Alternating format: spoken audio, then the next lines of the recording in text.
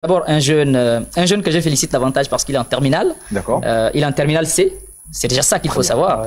Un petit très ambitieux, un jeune très ambitieux, pour ne pas dire petit. Et c'est un jeune qui s'exprime parfaitement bien en anglais.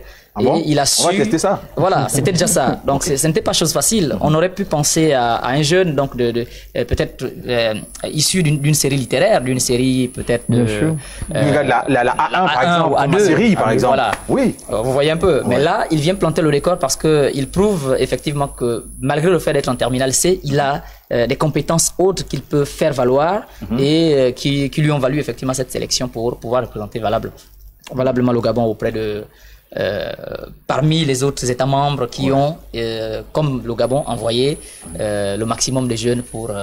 Alors moi je vais me pencher vers le représentant. Emmanuel. Lorsque l'appel à candidature a été lancé, qu'est-ce qui t'a motivé à pencher vers cela? Ok, ce qu'il faut d'abord savoir, c'est que c'est pas maintenant que j'ai commencé à postuler sur une chose. Ok.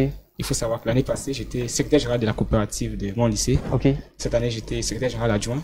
J'ai accompagné les autres, étant donné que j'étais en classe de terminale. Je ne pouvais pas affilier cette tâche ma série. Voilà, c'était compliqué. Donc, je n'ai pas fait la coopérative. J'ai accompagné les autres en tant que conseiller. Voilà, j'étais conseiller de la coopérative. Donc, quand l'appel est venu, j'ai vu qu'il fallait représenter le gouvernement. J'ai dit, ah, pourquoi pas? Pourquoi pas se pencher plus haut?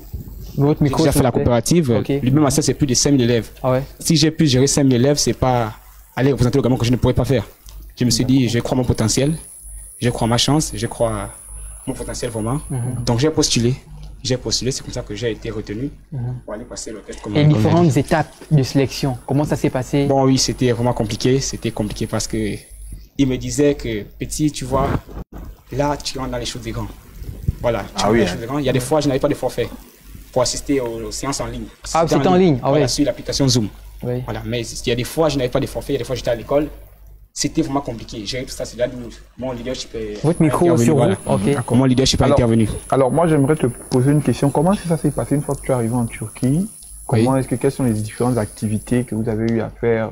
Tu étais avec plus d'une cinquantaine de jeunes. Une centaine de jeunes. Oui. Le jeune Gabonais qui revient de Komo-Manda, précisément de Ntoum, du lycée Lubin Martial. Quelles sont les activités que vous avez Ok, ce qu'il faut d'abord savoir, c'est que le Gabon, c'est un pays qui est reconnu mondialement. Alors là, je vous assure, l'intégration a été très facile. Ça veut dire, dès que je dis je reviens du Gabon, facilement, les gens, il y a une référence. Dès qu'ils essaient un peu de pencher, je dis le pays des pères Migbaméens. Facilement, facilement. Donc facilement, ils disent, ah, ok.